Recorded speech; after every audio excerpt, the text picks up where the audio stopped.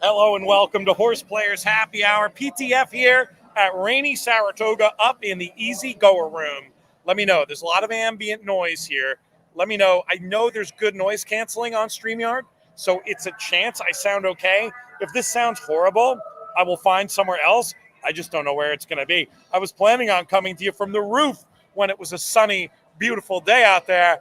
Not such a sunny, beautiful day now, but having fun here at Saratoga. There is some light on the horizon. Help me out. JK is a few minutes late, so let me know in the comments who you like. We'll be taking a look at racing from both Saratoga and Del Mar. There's still time, actually, if you want to get into this HorsePlayers Happy Hour contest. It's the kind of thing where, you don't have a lot of time to handicap before the first race at Del Mar, but I recommend something along the lines of playing all the fours, playing some random numbers, do Matt Miller's patented quick picks, because it's only $20 to play. And even playing 1 week, you can participate in our prize pool, which consists of $20,000 added to the pot in the form of 2 Breeders' Cup Betting Challenge seats. We're also what you might call a traditional feeder into a weekend qualifier for the Breeders' Cup Betting Challenge. There's a $189 game on Saturday. You can win your way in just by finishing in the top 10%. Not exactly a Herculean task to finish in the top 10% here, and you'll advance there. I haven't gotten any advanced look on how many people are playing today. Hopefully the weather hasn't scared too many away.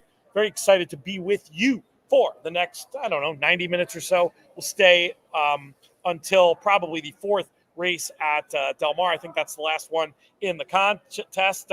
We're hearing from the Philippines. Great to have you with us. Let us know who you like in any of these races, or share a Breeders' Cup memory if you're a Breeders' Cup historical supporter. Great to see so many people out there. We'd love to get you active in the comments, again, especially before JK gets here, so I don't just have to filibuster. That's not as much fun, but hey, I'll do it. It's something that happens from time to time. We have a few guests who might be joining us. Not exactly sure who's going to be here or when, but we've thrown out some invites. Great racing action this weekend. We've got Win-and-You're-In action in France for the 2-year-olds. That's going to be a lot of fun as they're heading to the post for this first race at Del Mar. Next week, it is York, one of the premier European racing festivals of the year. I think it's 4 BC challenge races happening there. Speaking of the BC, not only are we here trying to win seats, but great opportunity this weekend to do so up at Woodbine. The King's Plate Challenge is happening. You can play that one if you're in Canada. It's online only, so you've either got to play through HPI Bet, or if you're in the USA, you can play on Express Bet. $1,000 to play. Fabulous prize pool. I'm going to be up there live and in person, and very much looking forward to it. Let's take a quick look at this first race at Del Mar. We're going a mile on the firm turf for this starter allowance. You can take out the 1, which leaves us a field of 5. First thing I see looking at Timeform US is that Neon Lights, the 6th runner, looks like he might be able to secure the lead in this spot. But looking through his body of work and some of the fades we've seen, I wonder if you might want to go in a different direction. But the favorite is a horse that really does the best running late, and I don't think is going to be suited by this short field. So it brings me around to one of the others. Pioneer Prince catching a lot of money. My issue with that one, off the claim from Mandela, I might end up tangling with Neon Lights on the front end. What about Uncle Rag as an alternative? Getting back on to the turf for Richard Baltus. Baltus been cold at Del Mar, but certainly a trainer who needs no introduction. I think Uncle Rag might just trip out here in this first race at Del Mar, and getting a little bit better of a price at 3-1 as opposed to the even money of the favorite. So that's how I'm going to play it. Hopefully you're joining us today. HorsePlayers.com, the place to go to play in HorsePlayer Happy Hour. Both HorsePlayers.com and HorseTourneys.com, websites that we do a lot of work with. Great ways to punch your tickets to Breeders' Cup qualifying events. Check out that full schedule over there, and hopefully you'll have an opportunity to participate, win cash. You can win cash over at Horse Tourneys, but we'll see. Chris Couples also with me with the 5. Richard chiming in, interested in Uncle Reg in this spot. Uncle Reg. Well, that's also our 5 runner. So a lot of people on the 5. Hopefully we can get the job done. How's the sound, people out there who are listening? Am I getting drowned out when those speakers go, or is it okay? Let me know. Oh, look at this. Rob Capapo had a winner today. Rob, was that a My Racehorse situation or one of the other ones? Let us know, and we'll get the situation figured out. They're off at Del Mar. I'll give you my running. Not going to call the race, but I'll give you my running commentary. In fact, it's the 4 who's out there, Loose and Lonely. Our 5 runner, probably about 4 lengths off the lead. Back there, the first quarter went in 22 and 4, and now the 6, the horse I thought was going to have the speed, going up at least to apply a little bit of pressure on the 4 runner. The 2 sitting in there at the rail, being asked to pick it up just a little bit, maybe to get out into the clear, stalking the speed of that even money 4. Meanwhile, nothing yet from our 5 runner, Uncle Rag, who might be getting a little bit too far back as they shade the half in just under 47. The 2 runner looking to take aim at this 4. The 6 appears to be done for the afternoon already. The 5, Uncle Rag, maybe picking up a little bit. And the 3 and the back of the pack hasn't been asked for run either at 7-2, but a lot of work to do as Uncle Rag, the 5 runner, moves into a decent attacking spot, but now under pressure, as are the top 2. This even money favorite now being tackled by the 2 runner and yet to have a full response, but looks like might try to punch back on the inside. Meanwhile, that 3, Last Early, who is sitting so chilly, making a big run down the center. It's going to be 3 noses on the line here, and it goes too close to call. Did the 3 get there? I don't know. If you're watching, let me know what you thought. We will we'll get you that winner in a minute. But hey, for a what was it? Was it a 5 runner race? And we had some real excitement there in that opener at Del Mar. I heard somebody chime in to the green room. And there he is. It's Jonathan Kinchin, who got a haircut and is looking good. How are you, buddy? Yeah, I got a haircut and I got rained on leaving the track. It flattened it out a bit. It looks better with that little zhuzh you just gave it. Yeah, I tightened it up a little bit. What's going on? So how do I sound? When Maggie talks, is my audio horrible or is it noise canceling it like it's supposed to? No, you're good. I won't tell Maggie you said that. I mean, Maggie's the best. I'd rather listen to her than me. I just meant in this context. You know what I'm saying. No, you're good. Yeah, no, you're good. You're good. Let's see what happens in this photo at Del Mar. Can you do me a favor? I've been filibustering for 10 minutes. If you don't mind going and looking on horseplayers.com for a second, stallify while you see how many people are playing so we can know how many will be advancing to this qualifier. And I'll take a close look at this super slow-mo photo. It is that blinkered horse that looks like got there, but I'm honestly not sure which one that is. We'll wait for the judge at Del Mar. 150 top 15. Not bad at all. I mean, obviously a little bit less than last week, but with the weather uncertainty, etc., that just shows that people are supporting us. And it was the favorite after all that. The 4-runner, Pioneer Prince, longtime leader, looked to be tackled mid-stretch, fought on gamely at the rail, holding off both Lahaina Flavor and Zio Joe, who can do no better than 3rd there in the first of our 7 races on this HorsePlayer Happy Hour contest. Next up will be racing right here from Saratoga, where the weather is brightening. We're still a little bit, I think it's just rain coming off the trees, actually. We might be, and I hear a little thunder rumble, but it's bright at the horizon. And the bugler is heralding them, or buglers, I should say, heralding them onto the track. Have you had any interactions, JK, with the father-son bugle team here at Saratoga? Yeah, so look, HorsePlayer Happy Hour, where we come to tell the truth. I have a table often in the 1863 on the first floor, and they come in and play the trumpet as loud as they possibly can for tips. And when I say as loud as they possibly can, it is. You've got tinnitus now, is what you're telling me. But it's fine. I mean, yeah, they're the nice guys. And then Austin plays the trumpet in the band, so I introduced him one time. Oh, that's really cool. Yeah. That's very cool. So what kind of a band is it? Is it like a marching band or more of a traditional like orchestral situation? What do we jazz? What does he do with that trumpet? Well, we are, like I said, where we come to tell the truth, HorsePlayer Happy Hour. It's, I don't know. He's over it. He did it in 6th grade, but despite my handicapping, I said, let's rent the trumpet.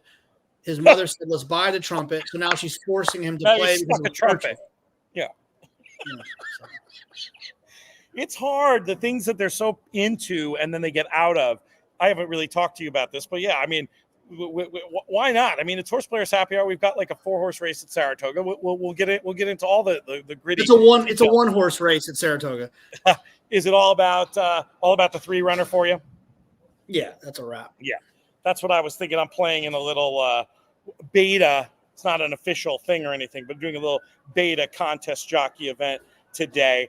Really, I'm just playing to try to prevent Marshall Graham from winning. I don't know if anybody out there has watched our YouTube show where we detailed the struggles that Marshall has had not winning one of these beta games since they started back in March, and it's up to like 50 now, and he's over. So I have to play to do my part to deny him and deliver him hopefully another crushing blow like yesterday when he couldn't get the job done. I will probably go all in on that horse here just for the sake of keeping it simple. Either I'll be in a great position and it'll be worth paying attention to, or I'll be busted out. It'll be no good. But the point I was making before about kids and being into things and being out of things, Perrin just she got right to like the advanced Taekwondo stuff. She was doing so well, and she just lost interest in it. So I think that's the end of that. I was always I think it was still an incredibly positive experience for her. I don't think she would trade it either, but I love the idea of her having a black belt in the family. I thought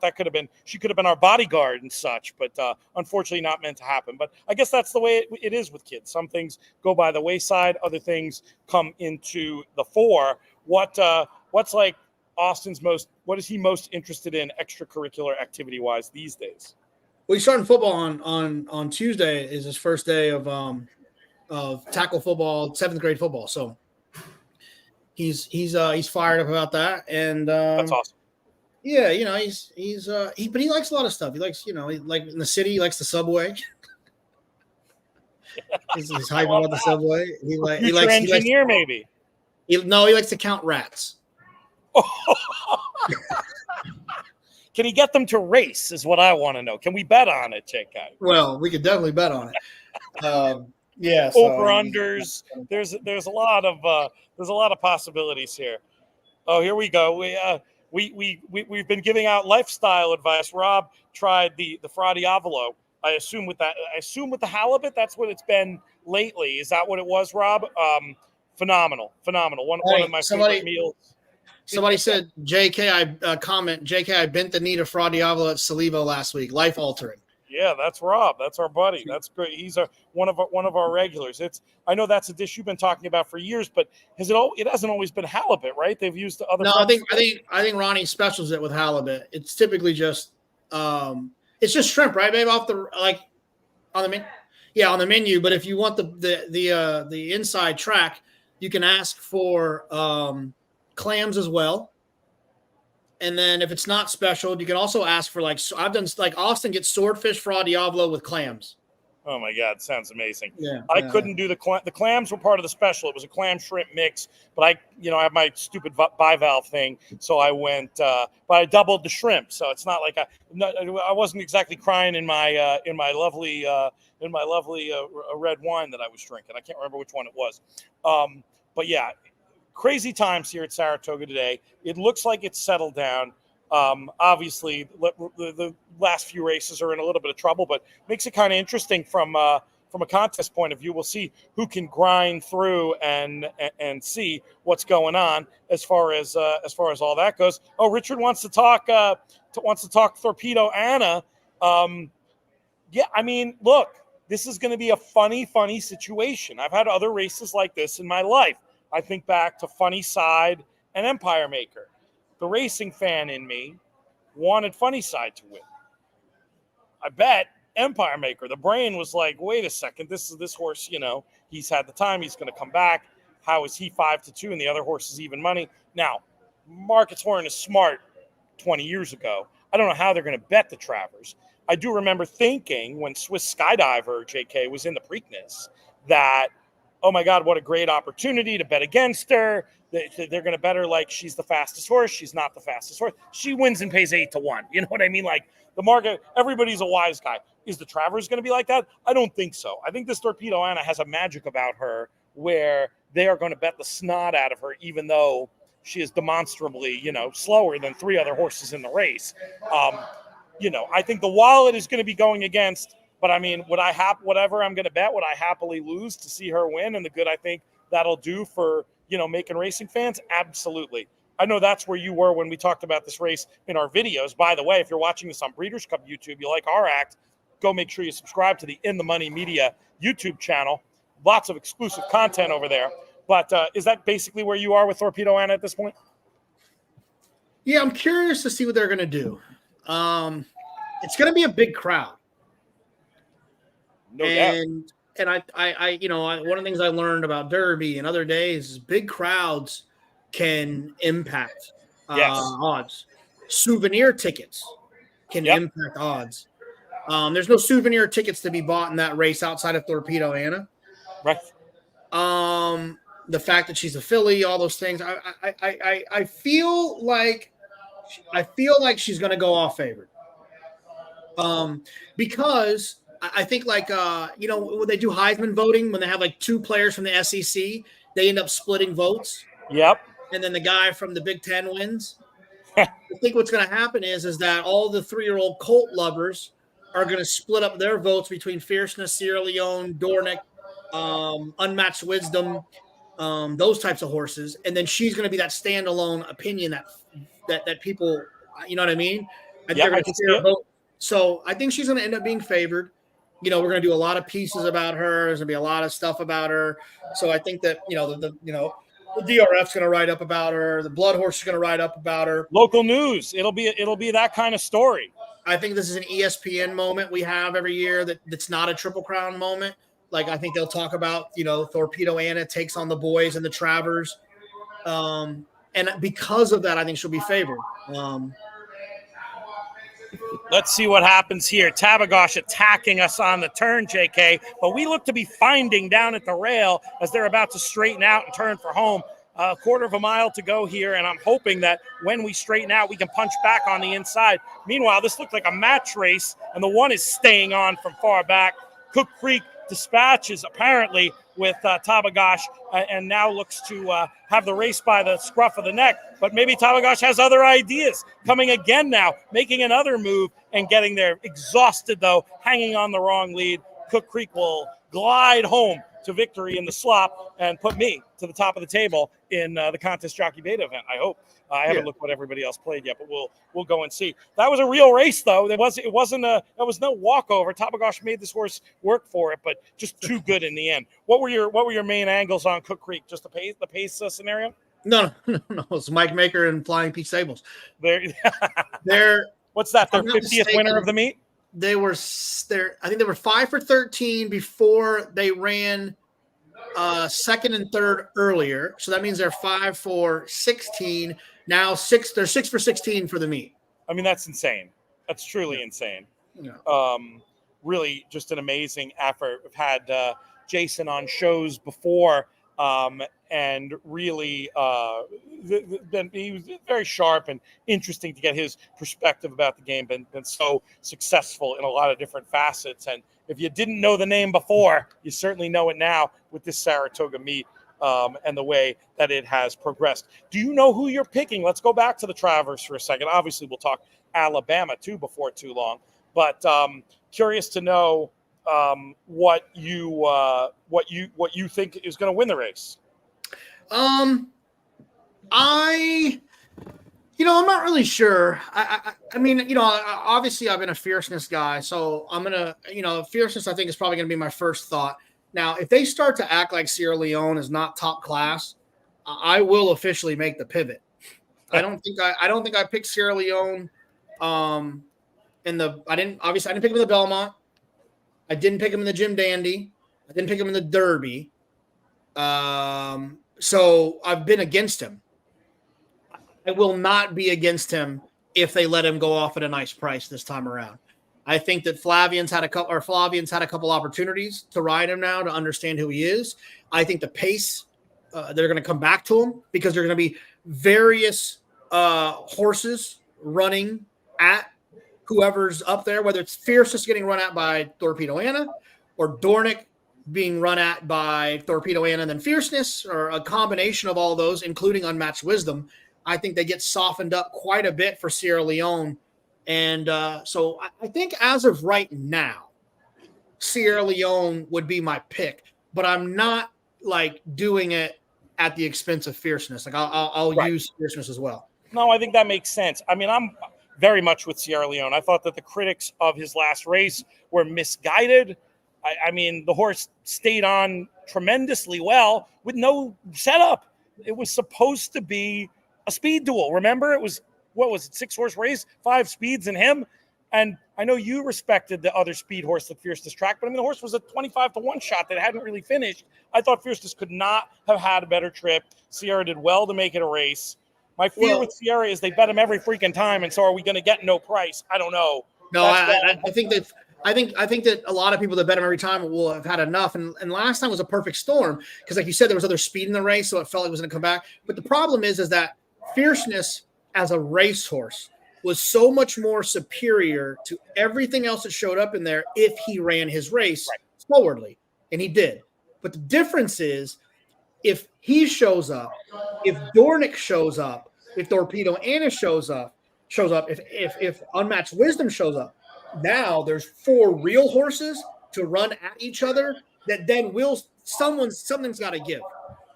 Here is an outstanding question about Sierra. We don't know for sure that the lugging thing is solved because of the rail draw. And Chris makes this point that I totally agree with, that he was then deliberately brought back to the rail. So there was no chance of him lugging in. I think I like him more from the inside than the outside. You know, do you care? I disagree. I disagree with a couple of things. One, and I know Chris probably just got his French people mixed up. It was Flavian that rode him. Right.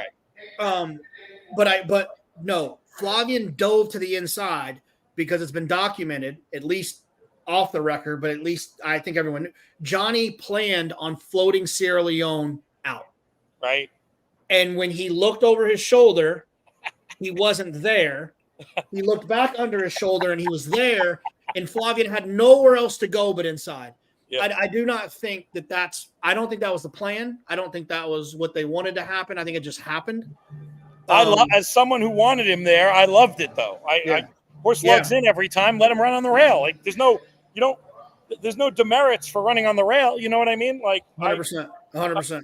It would be interesting, though. I mean, gosh, if he can get that straightened out. I mean, it is nice for a closer to have the ability to have an inside-out trip, and we're not 100% sure Sierra can do that. I wonder if if anybody out there has access to foreign markets, I wonder if any bookies have this race priced up. I'll go and take a look at some point when I come up for a breath of air, but I'm curious. Maybe the Coolmore thing, remember, Sierra was even favorite in the Derby. Like, they love to bet this horse internationally too. So I doubt there'll be much equity for our international people, but it's worth a look. I mean, I think you and I both like the horse from a pace point of view, and it'll be interesting to see. But I also totally agree with what you're saying. Like, if Fierceness, what we've seen from him in his good races, if he runs back to anything like that, almost doesn't matter how good Sierra is. So yeah, they have to be tired of his act. They have to be. I hope you're right. But I don't think computers get tired of anything. I think they just do what the algorithm says. And that might also be part of the problem here. But I do think that there is some element of the Coolmore, sharp. They love this horse. It's going to be fascinating to see. Don't know if you saw JK, and I'm sure some people out there didn't notice. We've got a new blog over at InTheMoneyPodcast.com specifically following the European runners who are being pointed to the Breeders' Cup, which is going to be fun. And it's very interesting with, in the case of Coolmore specifically, what they end up doing. I mean, I don't think they'd have an issue having 2 runners potentially with Sierra Leone and City of Troy, but I'm guessing those 2 would both be in the betting, certainly for the Classic at the moment. Will be interesting to see. In terms of the USA horses, how sold are you on Arthur's Ride? At this point, do you think Arthur's Ride should be the favorite for the Breeders' Cup Classic, or are you still, throwing up your hands as to that question? No, I think whoever exits this war of the Travers is who I'd be voting for. Interesting. With the right number. I'm not convinced that Arthur's ride. I thought he ran well the other day. But I don't, who did he really beat? Krupe? That doesn't really get me going. But he did run fast and he did it the right way on the front end. I don't quite trust him all the way yet. We'll see what happens with City of Troy. I will say this: there is some odds that are up on Odds Checker. Oh, you got it. Sierra Leone basically 3-1 or 7-2. Torpedo Anna 3-1, 4-1. Fierceness 3-1, 7-2. Nobody knows. Dornick 3-1, 72. They're 7-2. They're throwing up their hands. Yeah. But a couple of those spots, a few of them have Mind Frame out. A few of them have Parenting out, Muth out, because obviously Bob Baffert's not bringing anything. Right. Unmatched Wisdom, like 14-1. Yeah, I mean, it's going to be. I think they're going to struggle with to what to do with this race. I take your point though about all the media hype outside of our normal horse racing areas that Torpedo's going to get. I mean, it could almost just be like she's 6-5 by default. You know what I mean? Yeah, I mean, I'm thinking about first floor ADW at Boo Boo Boo Downs where people are smoking cigarettes and stuff. They're gonna, there's gonna be fans are gonna come out for Travers Day more than they normally do to be involved. I'm thinking about Austin, Texas, no ADW JK, and that race. Not that there wasn't a lot of Saturdays that I wouldn't feel inclined to jump in the car and drive an hour south to Retama Downs to get involved. But I think that people are gonna want to be involved in this one. I love the Texas racing shout outs. We miss our friends down there. We actually did a little bit with Sam Houston this winter promoting their qualifying contest. Hopefully we'll get to do that in the future, but it wasn't that long ago. We used to have regular coverage of Lone Star and Sam Houston. I wish it seemed like there was a political path to getting that stuff sorted out. Doesn't look like there really is, but always appreciate the Texas racing shout outs. I'll roll through the list real quick.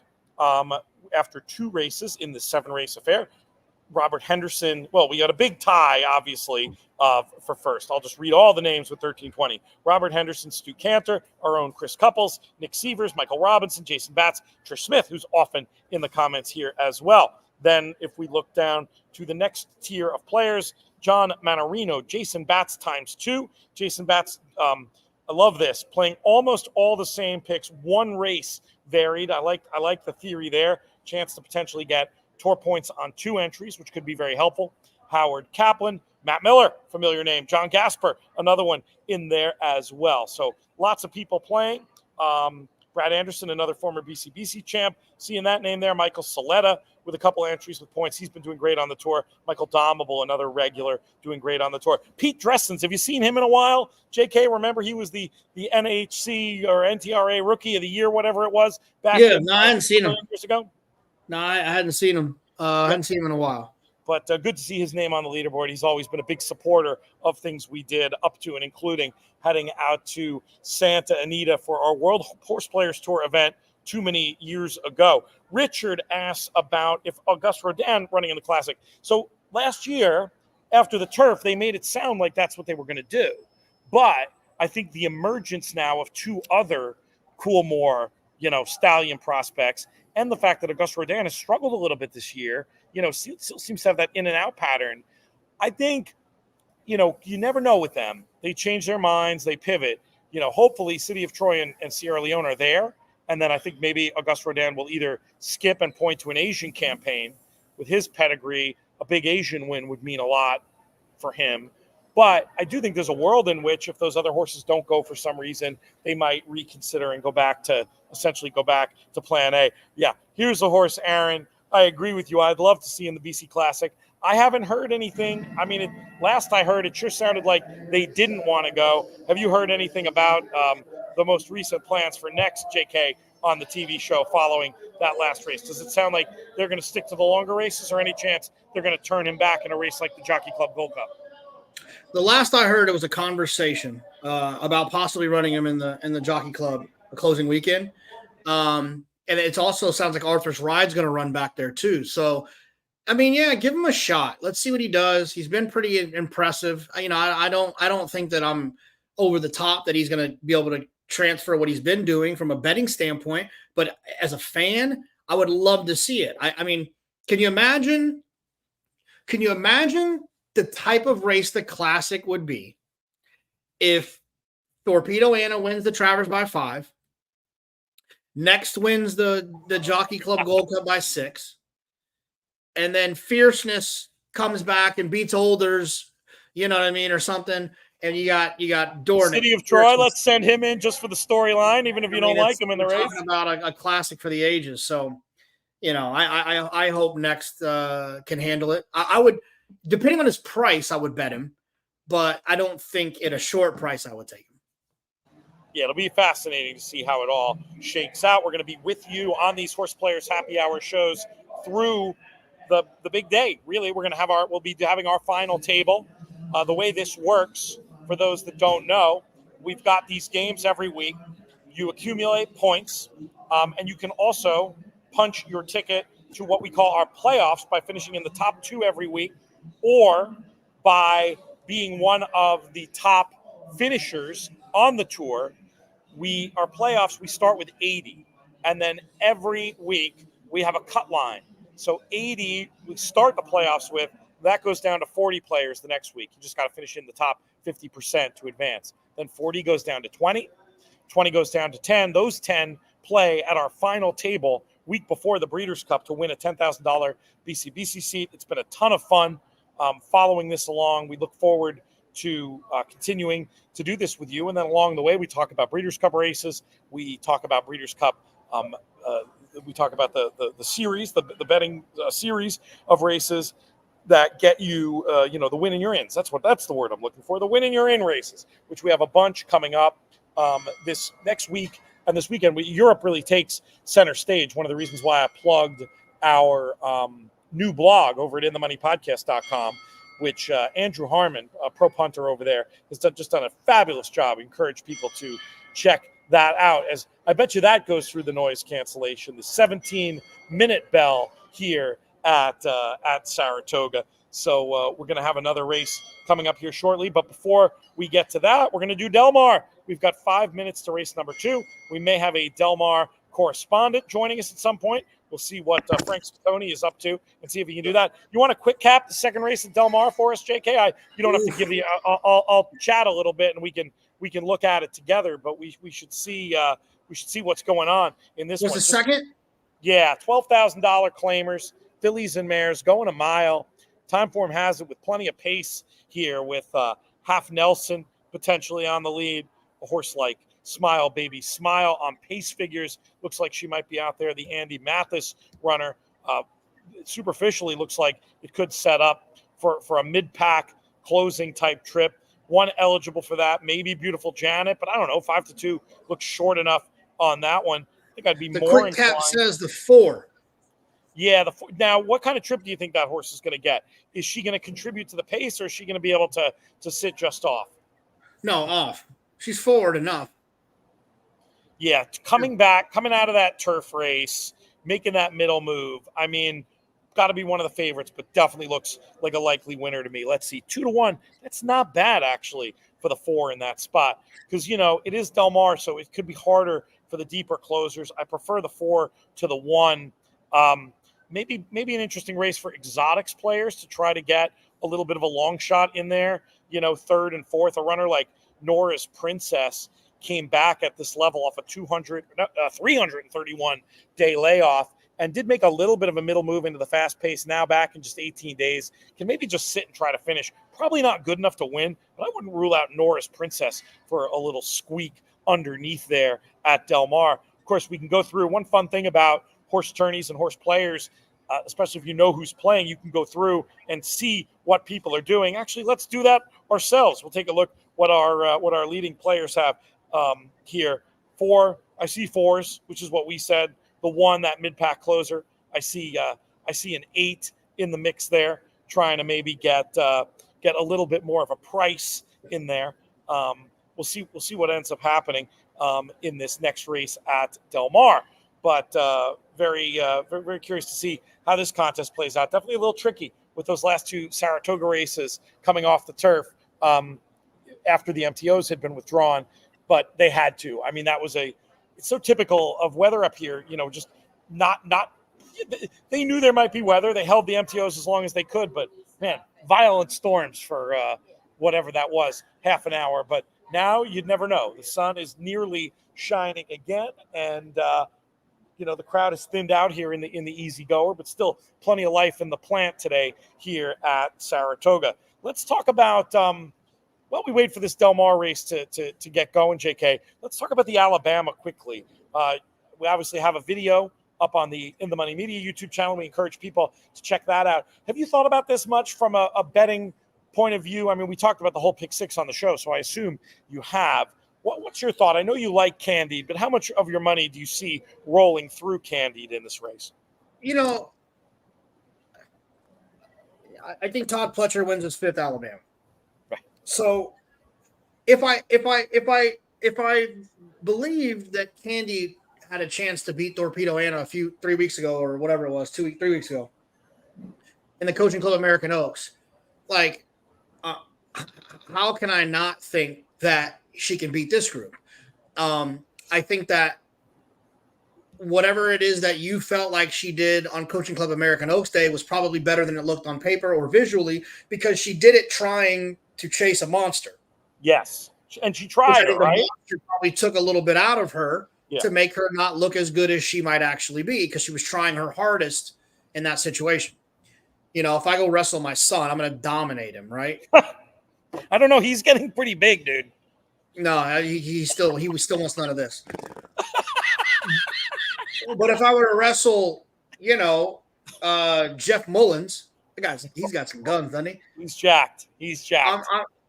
It doesn't necessarily. I might have had a better performance against Jeff Mullins, but it's going to look worse because I was facing him.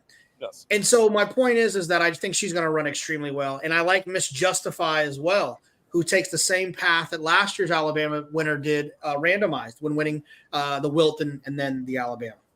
Yes, it can be done. We know that for sure.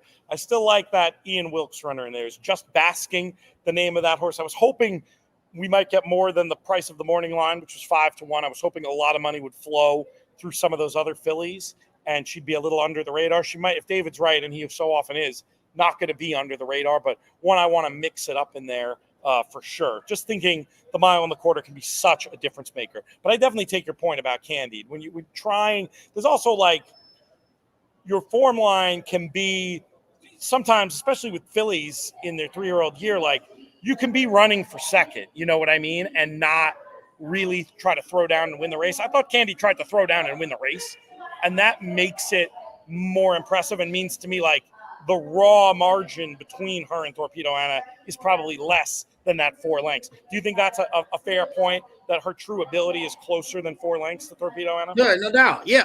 Well, yeah. If Candy makes one run and doesn't get discouraged by her, she's closer to her. But she tried to win the race. Manny tried to win the race. Yeah. And when you try to win the race against a horse who's superior than you, they're going to take a lot out of you. And that's exactly what she did. So our 4-runner is on the lead at Del Mar, not sitting off, but looks to be going, these fillies, well within herself. The 5 is chasing, but already being pumped upon. I'm calling it the 3/8 pole. We're home and hose down. Oh, are you are you ahead? Or, I mean, it does look that way. I just wasn't going to say No, I'm it at the 3/8 pole. Yeah. I'm at the quarter pole now. No, I mean, nothing's coming the way the track has been playing, and she hasn't really been asked. So another quick cap. Well, let's wait till they hit the line. But she's home and hose down. JK is not a big believer in the jinxing. I am if I was actually betting. But you know what though? That's my favorite. Honestly, I think my favorite racing phrase is home and hose down. And I think the first person I heard say it in a call was Michael Rona. Yes, that sounds like something he would have said. But it's so good because, if you're new to racing, which most of the people that are watching this aren't, when they're home and then they come back and they get hosed down they got the hose by the. It's so good, home and hose down. It's It's good. It's good. Rona had some good ones. What was the one you always used to cite from him? Do you remember? Lying in the tall grass. Opportunity. I don't remember what race it was, but it was Opportunity is lying in the tall grass. Strong. Did he win? Shout out Michael Rona. Yes. But I gotta just say, shout out Michael Rona. But I am team Frank Mirabati. Shout out Michael You Rona. don't have to choose, do you? Well, they put them in that damn competition together. I know, but it was like that was so unfair. Why should we lump on now? That's all I'm saying. I'm not. I just needed everyone to know that I'm. All right. You know, I mean, I'm they're both fantastic race callers. No, they are. No, I think that Michael Rona is outstanding. Like, I mean, I just thought of those are like two of my favorite things ever. Oh, another Michael Rona that was amazing. Pete, do you remember this one? Do you know where I'm going yet? No. Okay. When he said, "This horse is going to win by the length of the front runner." Who is that? Who is that? I can't remember who it was. It was. I mean, it was just like a regular horse. That's good. But, you know, see, that's some our good time Santa sitting Anita up in the marketing. front runner at Santa Anita to win by the length of the front runner. That's the whole stretch. So Santa Anita, they're doing this California Crown. There's going to be some interesting contest opportunities. BCBC seats on the line. Probably something you can already start qualifying for over on horsetourneys.com, the sister site of horseplayers.com, where we're doing these shows. I'm going out, man. I can't miss this. They're going to do another women's summit, which I want to check out. I've been wanting to get to one of those, and it just sounds like it's going to be a super fun day of racing with some cool opportunities. Any chance we'll see you in Southern California the last week of September? What are the dates? September? Yeah, it's that last weekend. So if we figure out what the Sunday is, I am going to have I mean maybe. Sure. September 28th. September 28th is the day. I'll tell you. I won't even lie to you. I'll tell you the truth right now. Let me look at this. Hold on. Look at your calendar. I just remember, we used to do Santa Anita all the time. Remember that? I mean, we did the Preakness for years out there, including I love it. Wait, what's the date? 20 what? 28. I'm drawing live. Okay, good. That's all we can ask for in this. Drawing live. Yeah, I'm drawing live. I'm alive in the pick 5. I like it. But I don't know. I like if I told you or anyone else my September, October, November travel, you would think I was insane. It's every weekend. Pete, I'm gonna fly. Like Austin's playing football on Wednesdays, so I'm gonna be in Texas every Wednesday at least. Not to mention the weekends. It's gonna be very interesting. Oh yeah. Yeah. Are you going to be doing Fox shows from Vince Young's Steakhouse again? No. I mean, shout out Vince Young Steakhouse. I didn't mean it like that. But you have your setup. No. I'll still the weekends I'm in New York City. I'll go to Aqueduct. And actually, I just got a thing today. Belmont, the Big A, 50 stakes worth $10.35 million. Nice. Going to be a big fall meet out there as well. 6 Breeders' Cup Win-and-You're-Ins. We'll be covering it all on HorsePlayers Happy Hour. We'll have them as part of the lineup every Thursday. I don't know that we'll get much Santa Anita because I think it's a 3-day week. So we'll probably go back. We'll get Kentucky Downs in the mix because they run on Thursdays. But it's going to be a lot of Belmont at the Big A, and there's a lot of great stuff that we're going to be covering. So that's going to be a lot of fun with our with our partners there for sure. Pete, I got a lot of sports I gotta deal with this fall. Okay, I need you just to know. I want to give you my production meeting in the middle of the show. Yeah. I got the Texas Longhorns who are the top 5 team.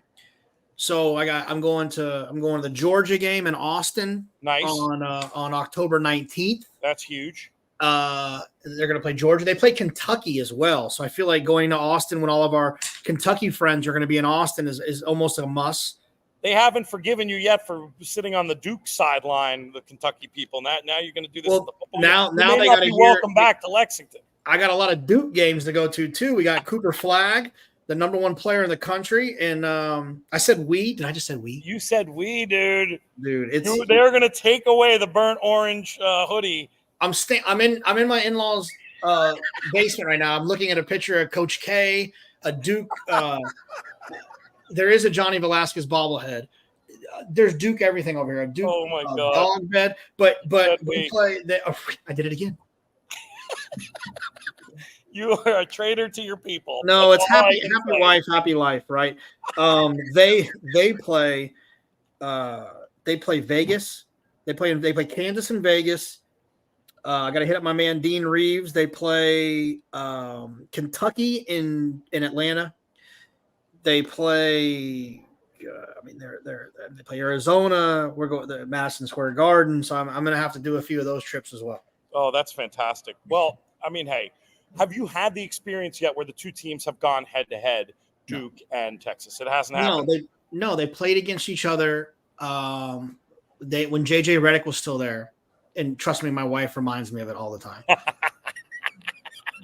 We didn't even know each other. It was like 10 years ago, and JJ went for like all-time high, like 40 or something like that. I said, well, Kevin Durant wasn't there, and Kevin Durant's better. So that's very, very funny. Well, I meant during your relationship. No, they have not played. You faced that test. They were on the same side of the bracket. They were on the same side of the bracket. If they both won like 3 games last year, they would have played.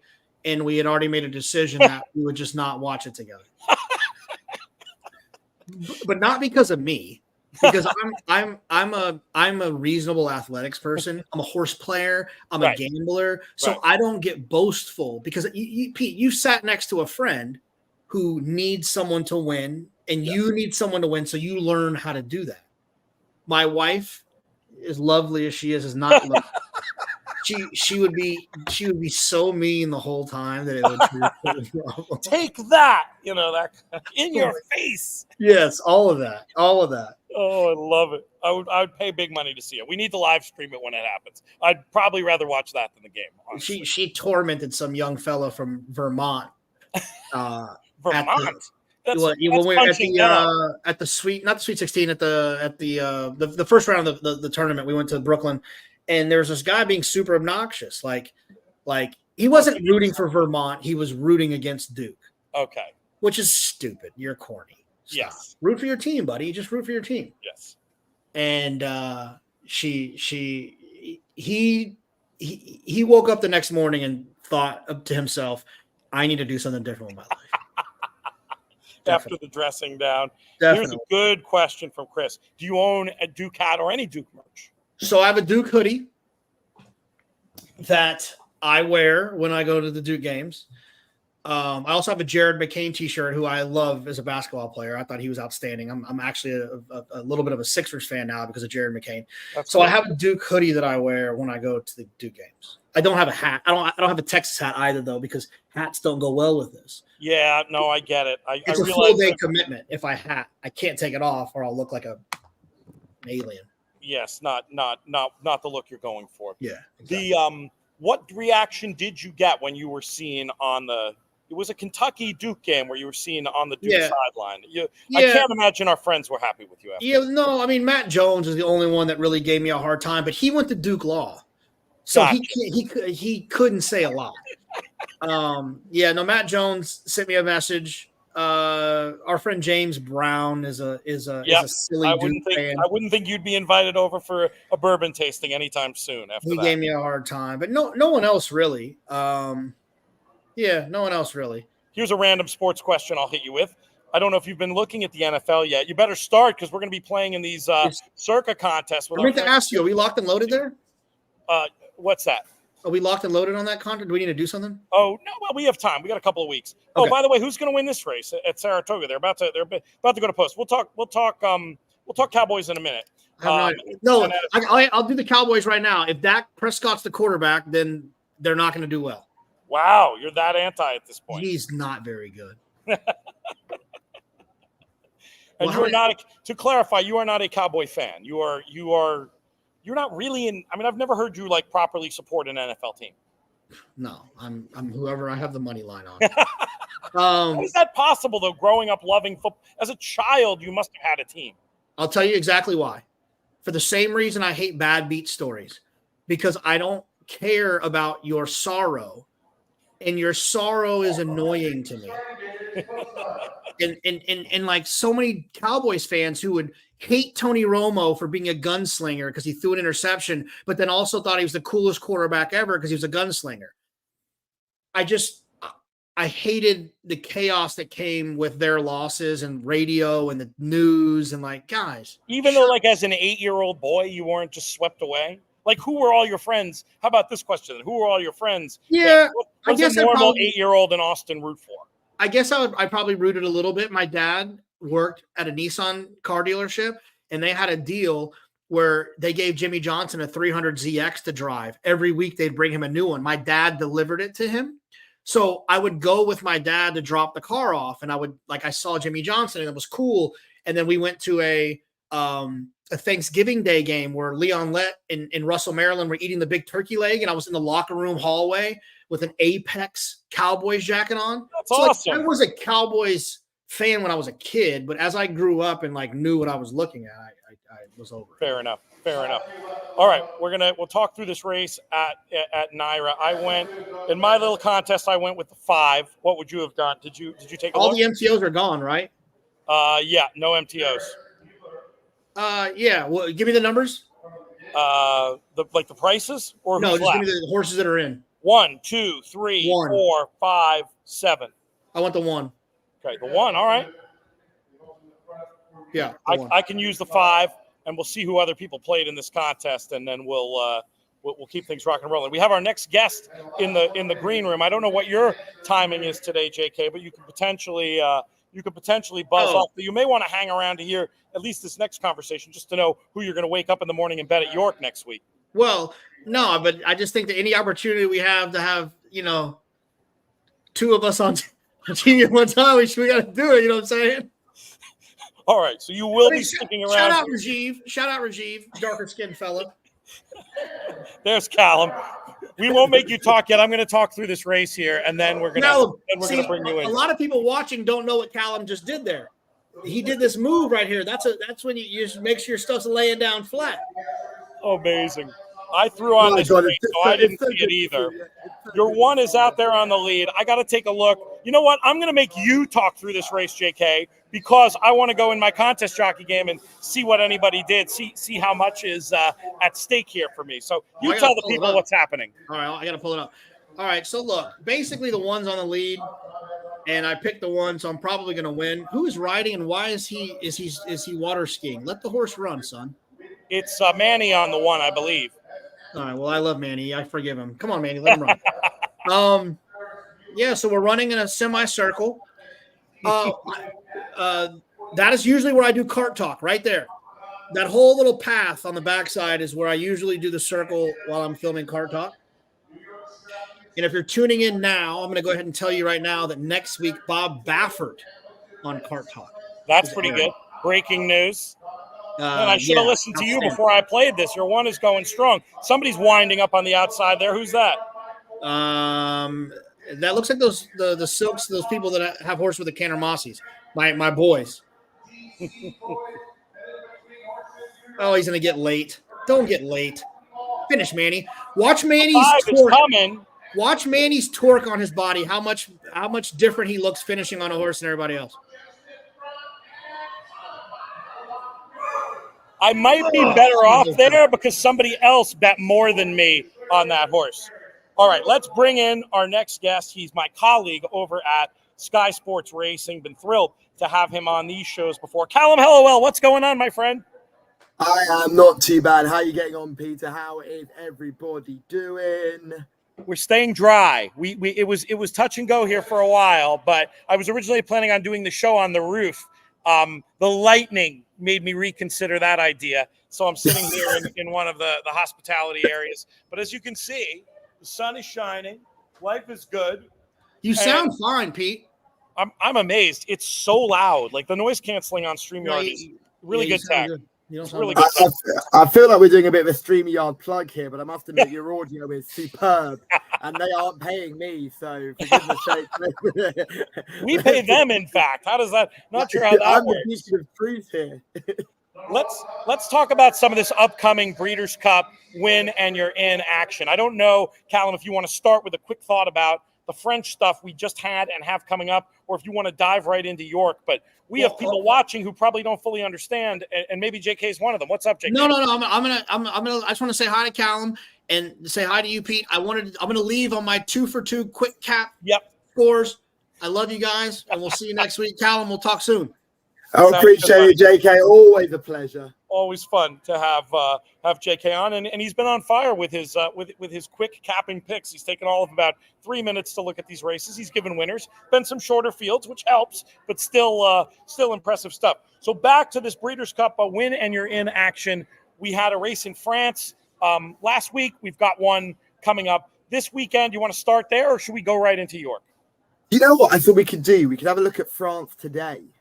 Probably the most interesting race of the year took place in France this afternoon, the Guillaume d'Oyarno, a bit of an in vogue race at the moment in its own right. It's not quite a Group 1, it's a Group 2, only for 3-year-olds, but the race was really headlined by a horse called Economics, who had won the Dante Stakes a few months ago now. He prepped for the Derby.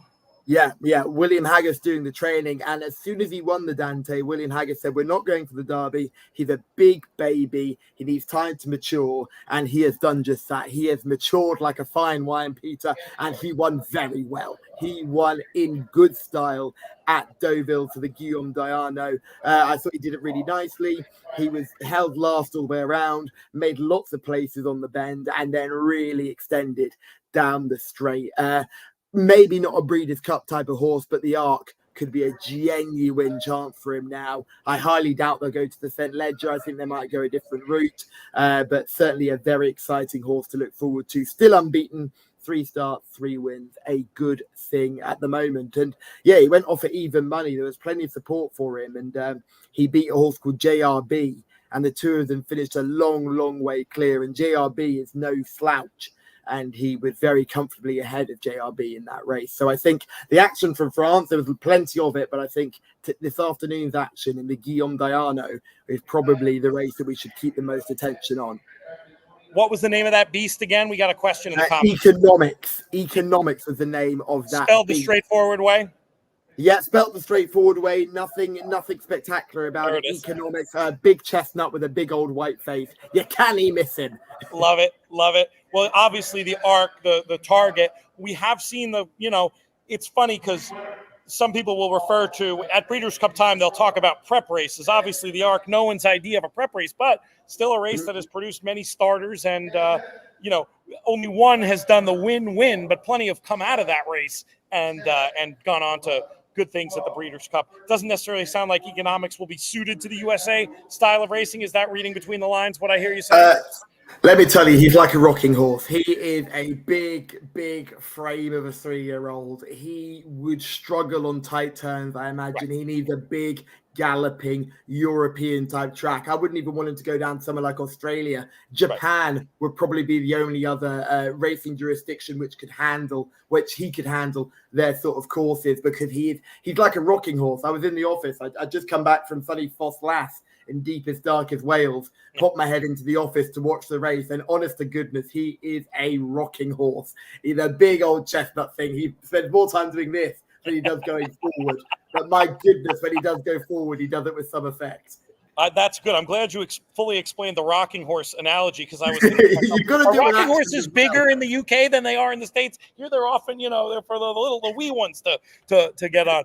Let's talk a little bit more about upcoming Win-and-You're-In action. We've got 4 Win-and-You're-In races happening at York. Let's start, though. Let's pull back the lens. Let's look at this from 10,000 feet. How important is this York festival that we have coming up next week? We have a lot of international viewers, too, but let our American friends know how important of a meeting this is and why they should be paying attention to it. I think it cannot be stressed enough just how important York is to the world of horse racing, not just British and European racing, but to the entire worldwide interest in the sport. We have plenty of international raiders coming over to try and take their chance at York, and it's a brilliant meeting because York itself, I'm sure I've explained this plenty of times with you, Peter. Most race courses in the United Kingdom are split between the Jockey Club and Arc. Arc, not to be confused with the race. The Arc Yes. is like a governing. They are a racecourse ownership group owned by some very, very wealthy individuals, and the Jockey Club is owned by some very, very old money. We're talking proper. You Americans would love it. We're talking real, deeper than the Queen, real old money getting involved here. So that's what the Jockey Club and Arc do. York doesn't belong to either of those groups. York is an independent racecourse, and they do a magnificent job. And I could not stress it enough. If you do come racing in the UK, please check out our independent racecourses, because they're not all our big sort of kahunas like Ascot and York. Tracks like Plumpton, tracks like Chester, all getting involved in international. Ripon is Ripon independent up north? No, Ripon is Arc. And no, do you know what? You might be right. Someone will shoot me. I've got it wrong, but I think Ripon might be. I shouldn't have sprung that on you. It had that independent racecourse feel. Yeah, it's a lovely place, isn't it, Old Ripon? I love it. It's the Great St. Wilfrid is one of the highlights of the year. It's a very, very good handicap. It's a proper pin stickers race, but you can find one at a good price on that day. But yes, there's plenty of those independent race courses. They do a magnificent job, and you certainly get that independent feel. They're not beholden to any sort of targets or governance or anything like that, and they can really do their own thing. And York really are sort of the pinnacle of that. York and Ascot, two of our best-known race courses, both operating independently. Let's get into the specifics of some of the races next week. I know we don't have final declarations yet. I'm not asking for selections here, but who are some of the stars we can expect to see? And do you have any predictions about horses that might be looking to point towards the Breeders' Cup?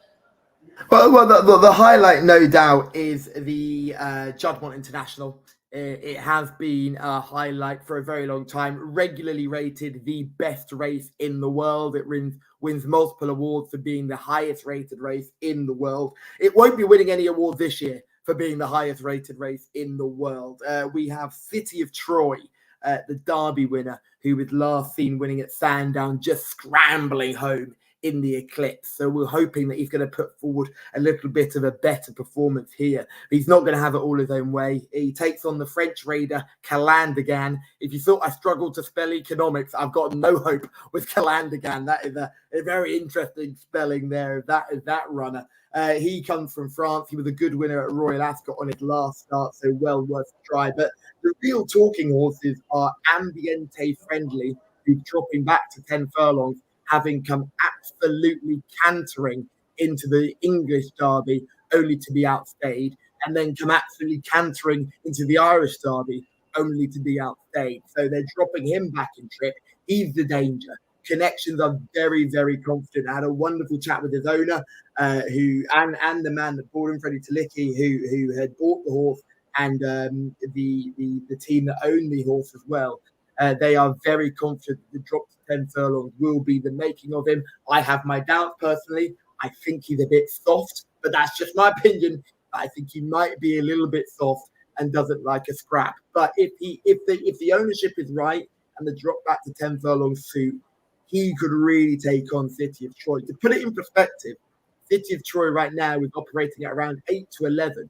Like, he was shorter for the Derby. Like, he was shorter for the Eclipse. There are doubts here.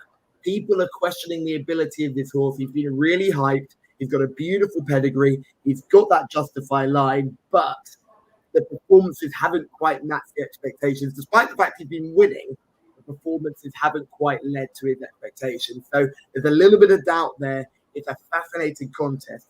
Ambiente Friendly versus City of Troy, round 2, featuring Calandagan as well. So it'll be exciting to see how that turns out in the Juddmonte International. We've just got a couple of minutes left, Callum, before we're going to go out to some live coverage at Del Mar. But I know we've got a lot of other exciting stuff happening at York next week. What are some of the other races you're really looking forward to? The Acomb Stakes for the 2-year-olds is fascinating. We've got a couple of horses in there who represent some very, very big powerhouses. I was really intrigued by the very expensive Ruling Court, who represents Godolphin, taking on the Lion in Winter, representing Coolmore and Michael Tabor. Both horses were very, very good on debut, and they're both making their second starts, looking to remain unbeaten. Royal Playwright is another one who's owned by Jeff Smith. who is a very, very popular owner. He's got his horses with Andrew Balding, Royal Playwright, also one on debut. Exciting to see how he gets on. In the Yorkshire Oaks, I'm trying to get all my notes up in front of me as we go because I'm all about the speed.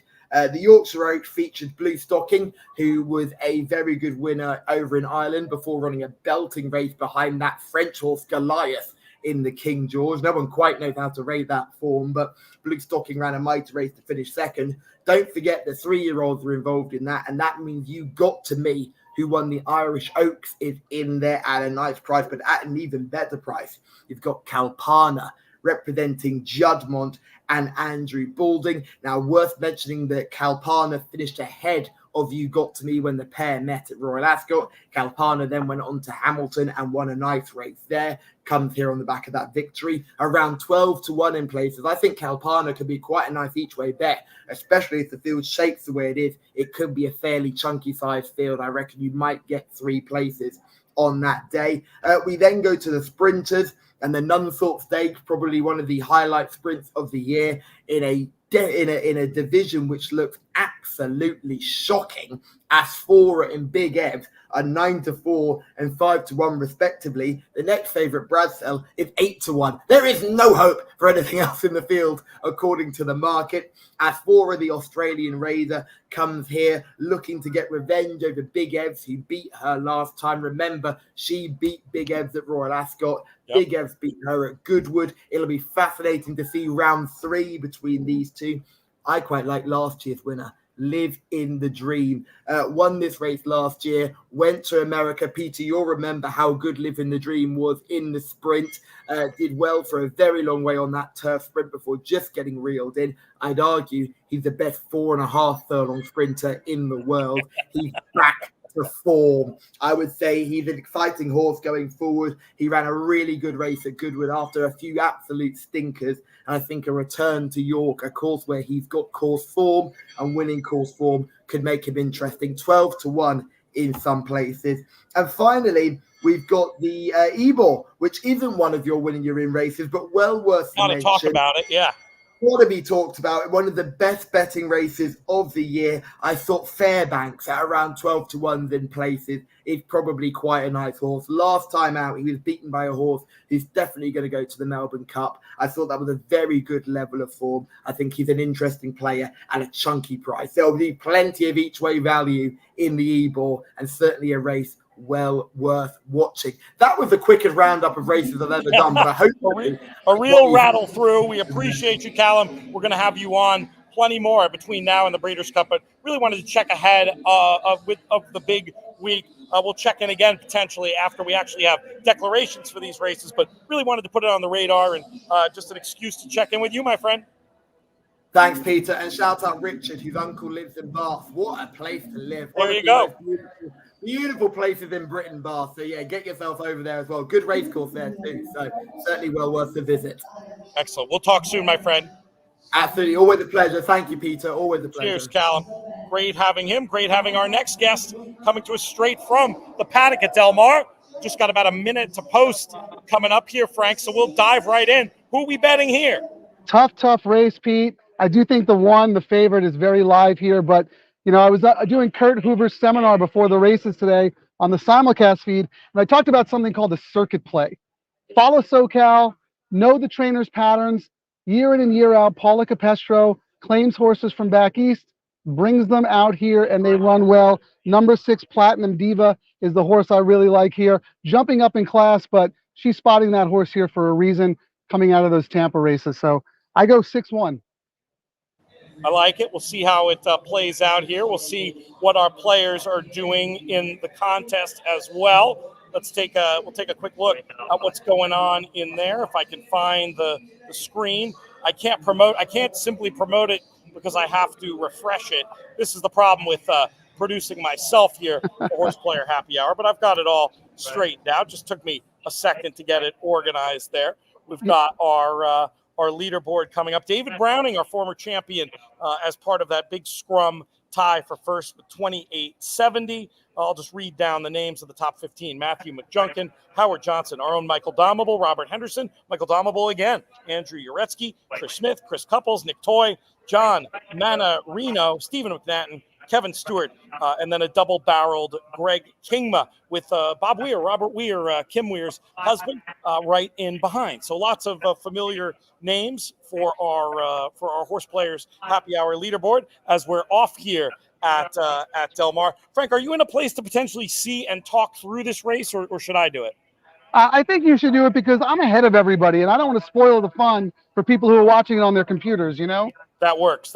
Right now, we've got the pair of 3-to-1 shots out there on the lead, the 5 and the 7 through an even quarter in 24:38. Remind me, who is your selection here again, Frank? I like the 6 at 5-to-1 here, Platinum Diva. Not in a bad spot at all in 4th, but racing solo at the moment as the 5 continues to chase on the front end with the 2-runner at 9-to-1 coming on up inside the 7. That half slowed down a little bit more, 48.89 for that one, as the leader still traveling strongly. Others beginning to wind up and getting ready to take runs. The 7, the first one to come up under pressure, not responding yet as the 2-runner makes the move down on the inside, coming to tackle this 5. Stick is out on the 5, but still cruising up top with about a 2-length lead. Let's see how that one responds under pressure, as the 2 might just have that 5 in the sights here, attacking as we get into the sharp end of this race. 2 flashed the tail there a minute. 5 trying to find down on the inside, but the momentum, might have been too much. I was going to say the momentum is too much. I think the 2 got there, but we're going to leave this one for the judge, Frank, unless you have a clear idea of who it was between those. It's a bubbler, but typically the angle favors the outside horse. So, if I had to make a guess, I'd say the 2 got there, but I will not call that. That is way too tough. Way too close. I didn't realize the line was coming up so fast. I mean, it seemed like the 2 for a second there. I mean, I was tempted to call the 2 the winner. The momentum seemed such, but the line came up in a hurry. Who knows? That tail flashing late. Weird to see. Oh, it is dead. It is. This could be a heater. I was just going to say, it's very hard to call a heater. This could be a heater. Could potentially be a heater. Let's see how long we have at Saratoga. We got loads of time at Saratoga, which means there's time to bring in another guest. We're going to do that, which will enable me to go to the bathroom. We're going to let you interview Matt Miller for about 2 minutes once he pops on here on the screen, so I can go take care of that. Yeah, you're looking a little fidgety, Pete. Go to the bathroom, please. I'm definitely. I don't have any. Yeah, there's no. We don't want any accidents. Yeah, there's no DTs going on here, folks. If he doesn't get a drink while you're at it too. Yeah, it's not a bad idea. I'm not sure if any of the bars are open still here. What, do we get a result? No, the 5 got it. The 5 missed out the 2. Wow. Yeah. Wow, I mean, that's as tight as it goes. Yeah, that's a tough beat. If you had the 2-runner there, apologies. But yeah, the 5 gets the job done there at Del Mar. How about I let you filibuster for a minute? Can you do that for me? Sure. I could do whatever you want, Pete. Talk through.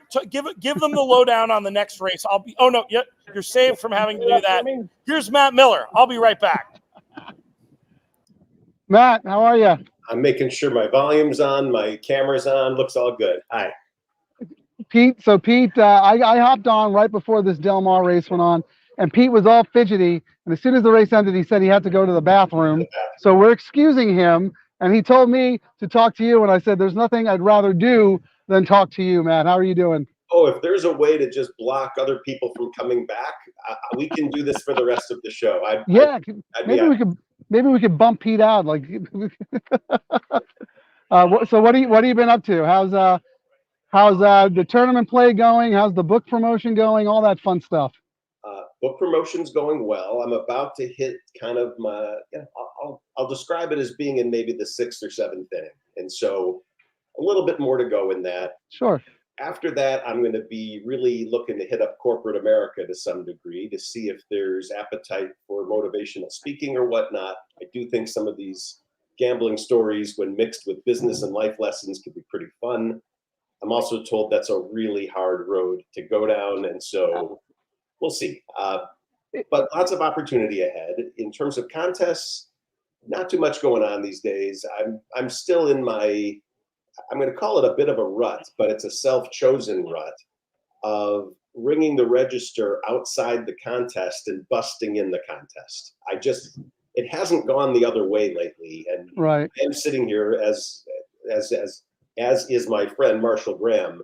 Neither one of us qualified for the NHC, and both feeling a fair degree of panic on August 15th. It's getting there. We got to get a move on here. Yeah, you got a lot of chances left, though. I mean, it's coming up into the fall part, and I love the summer racing, but the fall is when you got to get really, really serious, because you got the Breeders' Cup on the horizon, and then of course you have all the way up until when the NHC is usually like February, or they move it to March, but you have that. You always have that last chance, first chance, last ditch effort. Not the greatest value in terms of what the rake is and whatnot, but desperate times sometimes call for desperate measures. Absolutely, and I would absolutely do that. I've admitted it before. I would be one of the people that went to this, even if not qualified. It's just fun to hang with buddies and whatnot, but yeah, I would pretty desperately try the day before. I think you could buy maybe like 6 entries or something crazy like that. Oh, really? All over the place, just trying to hit something. Just fire away. Try to catch as many long shots as you can. Well, I don't know if this is on your radar or not, but Pacific Classic Day out here, Del Mar has their 3rd and final live bankroll contest. Last week was the LRF Cares Charity Challenge. Then we have a $4,000 buy-in for the Pacific Classic Day. The card's going to be really good. The unique thing about this one, as opposed to the 2-day one earlier in the meet, is that you can also play on TVG. So Yes. You don't have to be on track if you can't make it. So just putting that on your radar, no pressure at all. Well, I'm in. I'm in. And look, I'm not angry. I'm not upset. Nothing negative. And I do understand why some racetracks make their contests in person only. Yeah. Honestly, that's for them to work out their economics as to what works. I'll just say I'm thrilled to be able to do this one from home. It's one I definitely would have felt left out if able to make it. Okay, so Pete, now that you're back, I've got a story that the two of you are going to love. Tell me. You were both involved in this book. And I'm looking in the chat, and I'm seeing a particular person's name that I was hoping would be here. So you remember the story in the book, a crazy day at the NHC, betting daily doubles, all this crazy stuff. Big Bean Christine comes along. Yep. I take all this crazy money. I'm dancing around like a lunatic. I forgot to play Big Bean Christine in the NHC and did not qualify. Well, I don't know what compelled this person to look, but our friend Chris Couples in the chat is actually the person who made the cut by 1. Oh, no. I can't believe that we know the person. That's funny. I said to him, look, just based on the way fortunes have worked out in life, I'm thrilled you got it. Good for you. But what are the odds that you would actually come out to know the person? That's crazy. That is totally nuts. I love that.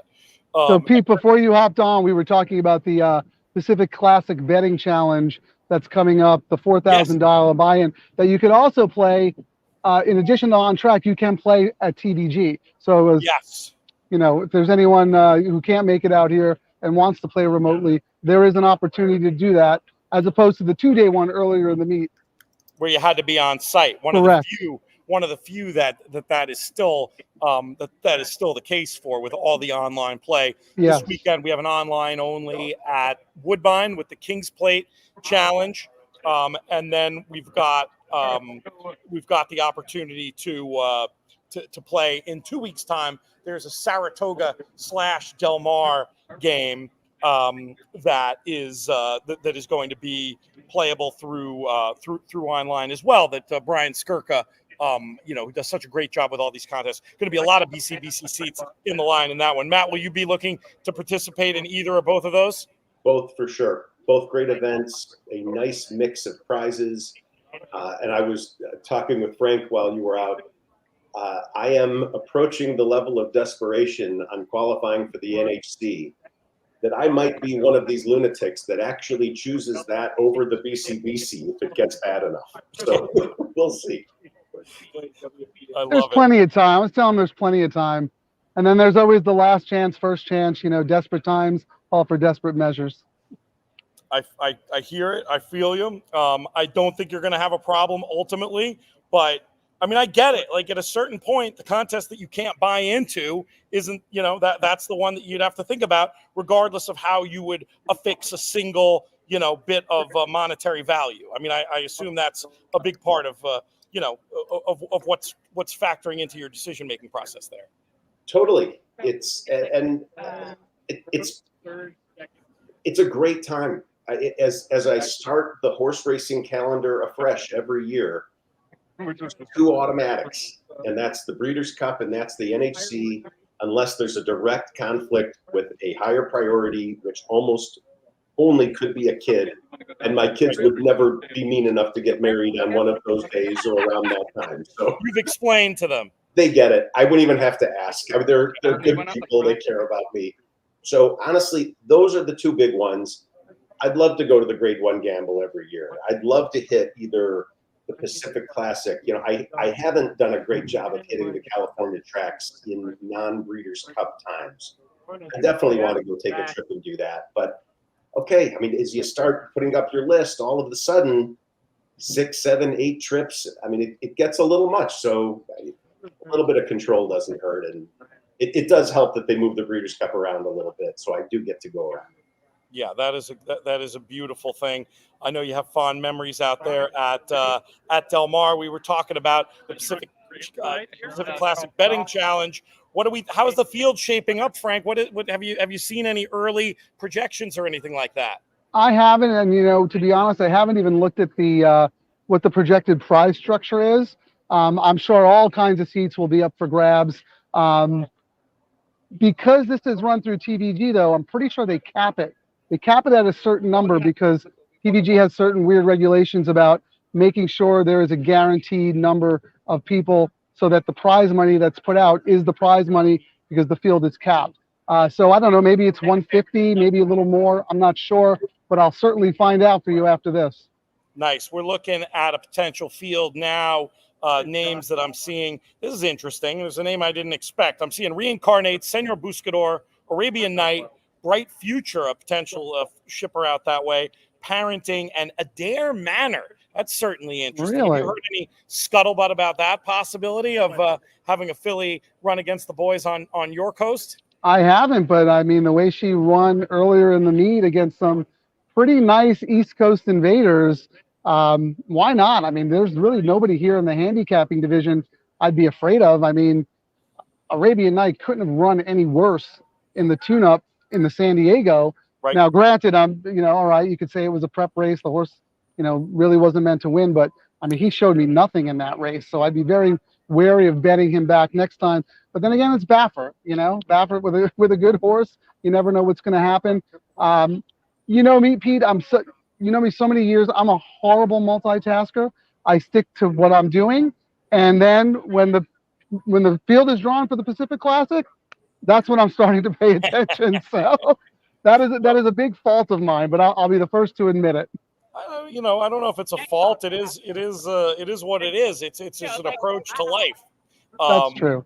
Some people have that club in their bag, and if you don't, you're much better off I mean, it's just like anything, whether you're talking about business or form study. I mean, this is something, that Matt talks about a little bit in A Better Way of Thinking, that knowing what you're good at and being able to cater a plan that works for you is a path to success, not something to apologize for.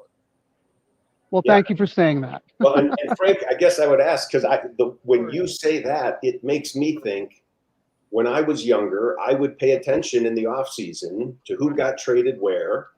And, when the start of the regular season, whether it's baseball, football, basketball would show up, I knew where everyone would be. Yeah, at this point, I pay no attention to anything. I wait for the first game of the season. I turn on the TV and I realize who's on what team.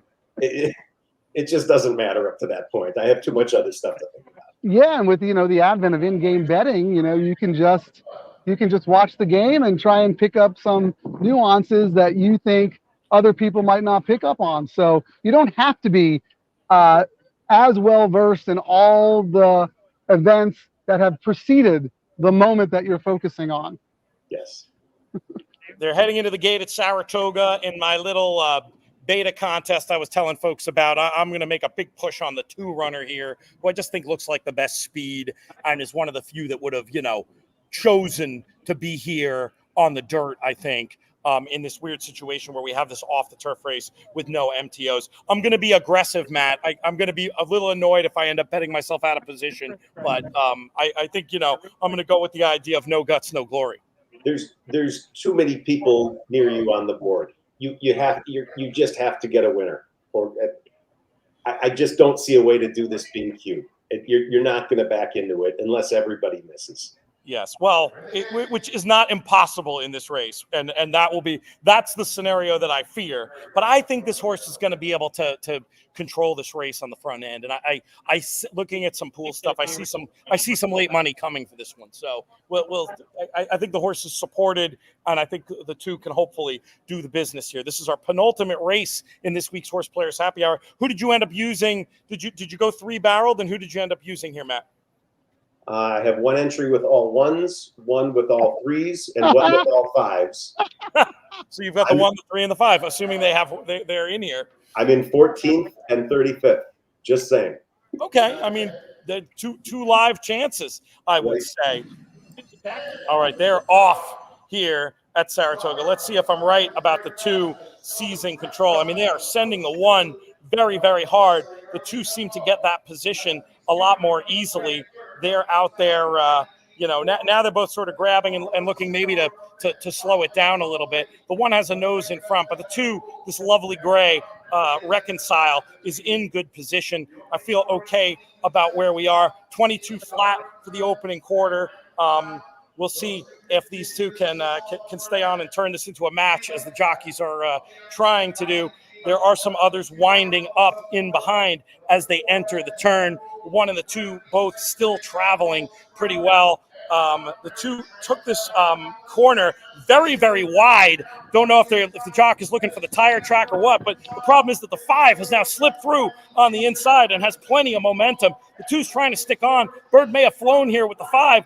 2 switches leads and is making another effort. The 9 coming on the outside to make a race of it late. It's going to be the 9 or the 5, and it looks like the 9 has the momentum, and the 9 will win. It comes 9-5 there in the finale at Saratoga. Presumably no dice for me. I can't imagine there's any scenario that leaves me with the win there. We'll see what people ended up playing. I don't know if you have access to that leaderboard, Matt. All right. Take a look. This is complicated to try to give me a second. Nobody had the winner. Nobody had the winner. So if I'd made a minimum bet, I would have won. So that's frustrating. Correct.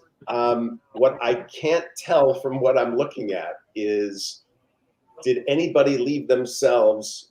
I need to try and just give me a second. More than my 1,000. I think I left myself 1,000, thinking that might be enough in this scenario. 18, 22. This is not the contest we're supposed to be talking about, but I'll let you. But I need to know. I mean, as long as Marshall Graham didn't win, it's a non-disaster. So it's really I can't tell if everybody bet everything. It's very 18, funny. We'll leave that with you. We'll talk to Frank. I think you're good. We'll talk you to said Frank you have one more race to go, though, right? I thought you said it was the penultimate race. This is a penultimate race of the HorsePlayers Happy Hour. Oh, okay. This is something. Saratoga. I think you're good. That would be funny. That would be good game theory then. That would make me feel better.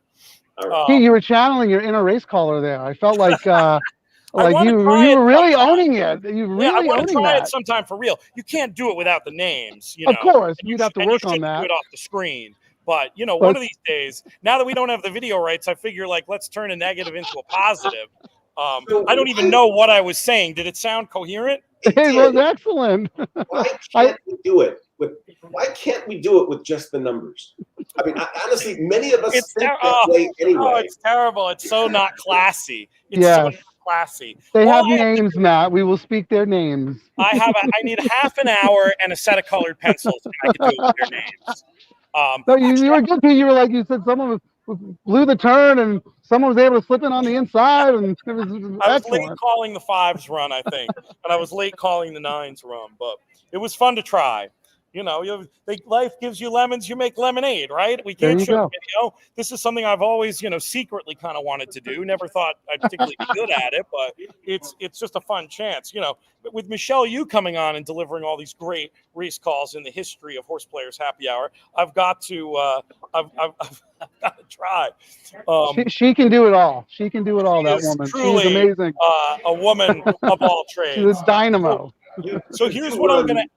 You Go do ahead. run in a pretty privileged and fun friend group when you are easily no better than the 10th best race caller of all your friends.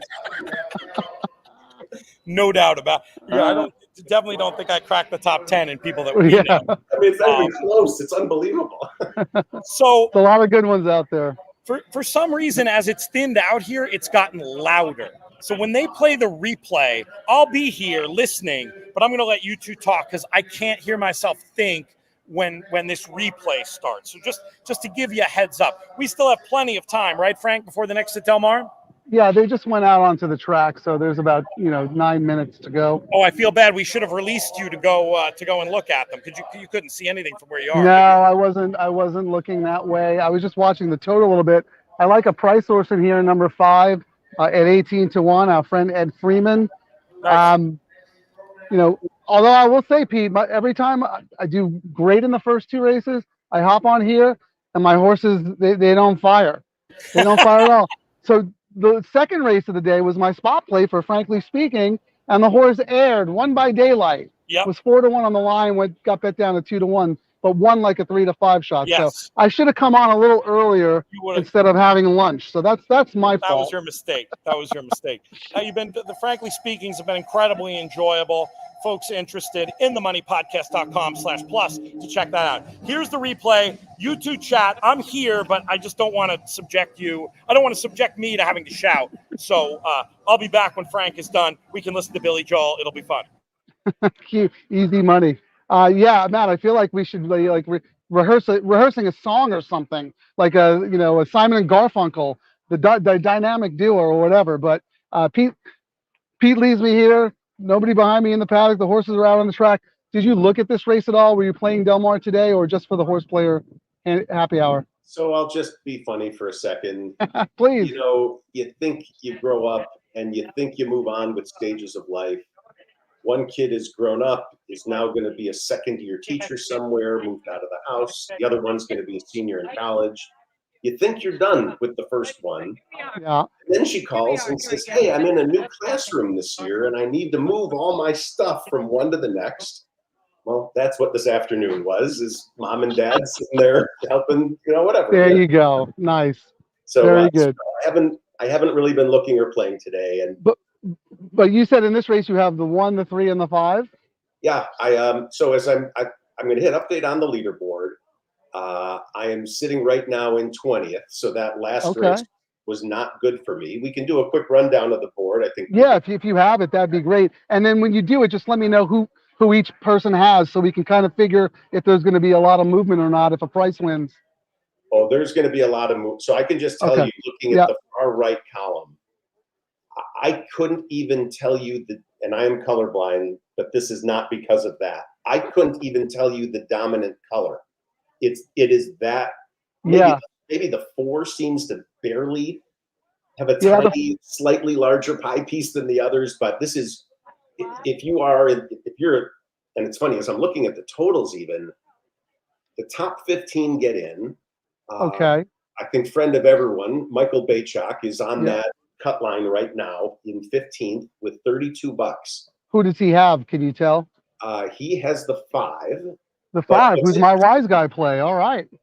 But let's look down the leaderboard for a second. And I mean, I can't say this is true for every one of these people, but if you're sitting there with, if he's only got $32 and you're sitting there with 20 or in the low 20s, well, that's over half the field. Right. Opinion still alive entering this last race.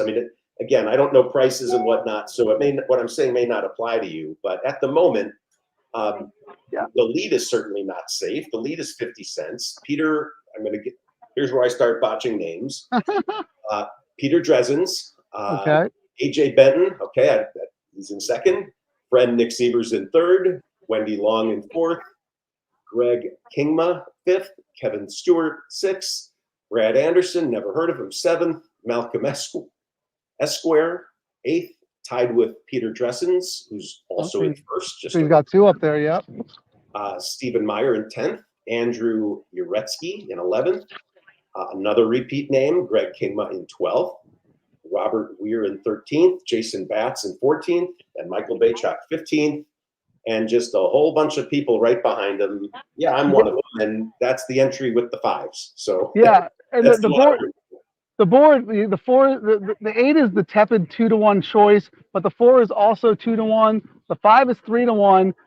The 7 is 9-to-1, and everybody else is double digits. So, and I thought this was a very tough race. It's a bunch of unknown commodities in here, and I don't know. Like I said, I had a sneaky feel about the 5. You see those Dixie Downs works, Pete? We talked about this a long time ago. Those are often training races. So this horse may have some race-ready experience already because of those Dixie Down works. So we'll see. I thought that horse was sneaky at now 18-to-1. But again, I come on here and my price horses are just, poof, they disappear. Call me the magician. They disappear at the 8th pole. Can you hear Billy, or is he being noise canceled out? No. I can. No, I can hear him a little bit in the background. Nice. I missed that. And then the walk, it's good. either the elated walk home or the walk of shame. Yeah, the plant is really emptying out now. You did a great job breaking down what's going on here. Everybody in with a shot. I mean, this is this weird, I love trying to do the whole contest in this window. There's only the 7 or 8 weeks of the year that we can do it when we have the Thursday California racing. So I like to take advantage. I mean, it does lead to some wonky stuff, but that's where the fact that this only costs $20, something we haven't even mentioned, the house cut going to charity. Not sure you realized or not, Matt, that the Robert Weir, whose name you read and pronounced perfectly on the leaderboard, that is the husband of Kim Weir. Speaking of thoroughbred aftercare. Terrific. Oh, very cool. Yep. Therapeutic Horses of Saratoga, one of our charity beneficiaries here, along with TAA, the Thoroughbred Aftercare Alliance. We'll have to see who gets who from this field is going to continue on. But everybody playing supports this great cause, and for that we thank you. Make sure you get involved on these Thursdays. We're going to be doing them from now right through the fall. Save the date. I like this window, roughly 5 to 7, 5 to 6:30. That's when these shows are going to be. And we got Kentucky Downs coming up. That's going to be a ton of fun. We'll be doing another one. I'll be doing another one from somewhere in Del Mar, maybe Andrew Brown's kitchen again. We'll see how that plays out. Actually getting an Airbnb this time, so maybe we'll do one with the ocean in the background. We'll see. But yeah, looking forward to seeing you, Frank. I can't believe how the summer's flown by. How have you been doing out there? I know. Don't remind me. I can't believe we're already getting into the tail end of things. But no, I mean everything's great. I get to come here every race day, and the vibe this summer has been terrific. Everyone's here having fun. This is a Thursday, and I usually get to the track early. I had to wait before I could even get in this place. So it's been a fantastic summer. The racing's been safe. The racing's been super competitive. I wish I could tell you that I've been taking advantage of it and crushing it, but it's been one of the toughest meets I've experienced in the last few years. There's price horses coming in, but I'm on the wrong price horse, but turning around. Last week I played well in the tournament. I was in good position going into the last race, which is where I had my strongest opinion. And I didn't have to bust my bankroll. I had $700. I liked a 14-to-1 shot, so I bet enough win money on that horse to get to my target number, which was 5,000. The leader ended up with 3,800. My horse just didn't fire. It's just the way that it goes. But maybe that's a little sign that I'm turning it around. I hit the spot plate today for Frankly Speaking. I did at least people tell me I did a good job on Kurt Hoover's seminar before the races. Oh, Before nice. the I races didn't today, realize you but were on. That's great. yeah, I'm going to do it again next Thursday too. So anyone tune in on your ADWs or on the Del Mar Twitter feed. Fantastic. What do you have coming up as far as your guests for your 2 shows you're doing on the weekend? I got one of your guys, Jackson Muniz. He's going to do it on Saturday, the On Track seminar outside the Hacienda room. I also stream it live on my Twitter feed. So I'm excited to talk to Jackson, about this Saturday's part. He's And then great. Sunday, I have a familiar name, a good friend of ours, Tyler Hoffman, excellent young horse You've got the player. cast of BCBC Diaries on. We just got to get you Justin Mustari. You'll have the whole triumvirate. I would love to have Justin. I've never met Justin, but I've admired his work from afar. So that'd be really cool. It looks like they're loading into the gate here. Want me to call the race again? Absolutely, Pete. You know you want to do it. Come on, don't ask us. You know you want to do it. I want to do it when I prepare. One time when I prepare, I want to do it. Here, I will begrudgingly do it. Remind me who we're rooting for here. Well, Matt has the 1, 3, and the 5. Right? Or do you think all of your numbers will be good?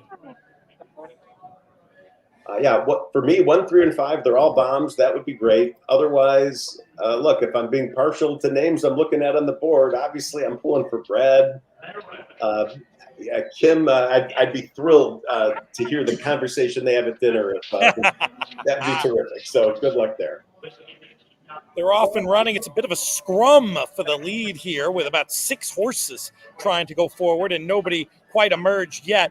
The 8, that outermost drawn speed, probably in the best spot of all if the lack of cover isn't any problem. They're starting to sort themselves out here as they go down the backstretch with one of the big long shots on Matt's ticket, the 5 runner seizing control, but the 7 breathing down the neck, and then the 8 probably getting the best trip of all. That 3-2 favorite, though, is going to have to make that wide move around the turn. Jockey just started to scrub a little bit on the 8. No response yet as the 7 sticks ahead in front of the 5. Looking for horses to come back out of the pack. I'm not seeing any, honestly, as heads are turned for home. That 7 straightens out and is kind of paddling a little bit, giving some room for the 5 to punch back on the inside. The 5 now maybe on even terms with the 7. That 8, the favorite, just grinding and grinding, trying to get involved late. The 7 reasserts over the 5. The 8 making this move down the center, heading to the wire. It's going to be close, and the chalk gets there, I think, in the last jump, with the 4 getting a split late between horses. Not quite sure what the overall order was, but pretty sure the 8 got the nose down on the line. Kind of disappointing if you had one of those prices in that spot.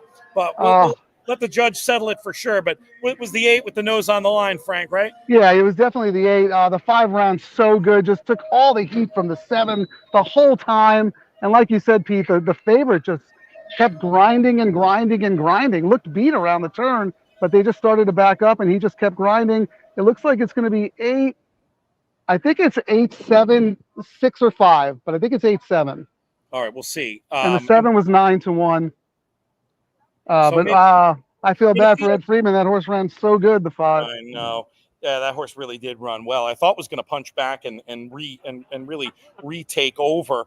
Boy, that is close. That is close at the end. It is. Yeah, maybe I'm at a bad angle. I thought the 8 won pretty easily. The angle they just showed was weird. I mean, I called the 8 live, so I mean, I certainly thought it was clear. The 8 won. I think it's second place that I'm not sure we're all on the same. I was wrong. It was 8-4-7-5. So the 4 got the 7 right on the line. 8-4-7-5. The 4 was that one that got the split late that I didn't call until basically after the race. So it was not an easy move to pick up. But the 8 with the 3-2, 3-2, and 7-2. For the win and place horses. For as open as it looked, we get chalk. Frustrating for some, wonderful for others. Looking through, we'll see in a minute. We can wait till it goes official, but I know Matt, taking a quick look through, will probably have some ideas of who that benefited. How does Brad look on that result? He didn't have it, but I'm focusing first on who I think won. Peter Dresden's had the 4. And so he's going to get place money there. The first person who had the 8 was Kevin Stewart, and that person was $5.90 back. Ooh. Horse was 3-2. And That's I gonna- don't think he's going to do it. So I think Oh, because of the place money the Pete gets. I see your point. he gets the place money. it's He now might up just to- hold it off. So Peter Dresens did hold on with that place money. Kevin and Andrew Uretsky came in second and third. They were the top two people to have the 8. And then these are the people basically holding on. So then it's for fourth, AJ Benton, Nick Sievers, Malcolm Esquire, Wendy Long gets 7th and 8th, Greg Kingma for 9th. I'm getting worried for Brad. 10th, Stu Cantor, 11, Matt Letexier. I say Letexier. I'm not sure if it's right. If someone knows Matt and is listening, let me know because I don't like butchering that. All right. And it's funny, as I'm scrolling down, there's a good and bad ending here. 12th is David Browning. 13th, Tim Mazanek. Tied for 14th, Brad Anderson and Peter Dresden. So nice job to Peter for collecting both seats there. But it is our good friend Michael Damaville just on the outside by 20 cents. That sucks. 16th. He gets to be Mr. Irrelevant today. Michael's tough. He'll be back. He'll be back. We were talking before about Jackson Muniz, and I didn't get to mention and put in a plug. So Drew had a last-minute thing today. Drew usually helps me with the big Woodbine days and couldn't do it. And Jackson, with about 3 hours' notice, I mean, he'd already looked at the card, I think, but with about 3 hours' notice, came in and did just an absolute bang-up job. That's the lead of the Players podcast that I will post it tonight. I should have done it already, but it's just been a chaotic day. But I'll make sure to get that out there in the world, and folks should definitely listen to that. Also, me and JK tackling the pick 6 at Naira. That's it, boys. We can get on with our days here. But really appreciate both of you coming on, Matt. Always great to catch up. The book is abetterwayofthinking.com. That's the website as well. Go check it out. We've had a lot of positive responses. Super excited, Matt, to talk to you about some future plans in terms of promotions, etc. But it's been great having you on here for Horse Players Happy Hour. And Frank, amazing job as ever, holding it down for us there at Del Mar. We'll do it again next week, and then hey, maybe even in person for Labor Day weekend. You have a closing weekend, but you guys have one more. But really appreciate you guys and everybody tuning in to Horse Players Happy Hour. Come join us next week on horseplayers.com. Until then, I'm Peter Thomas Fornatal. May you win all your photos.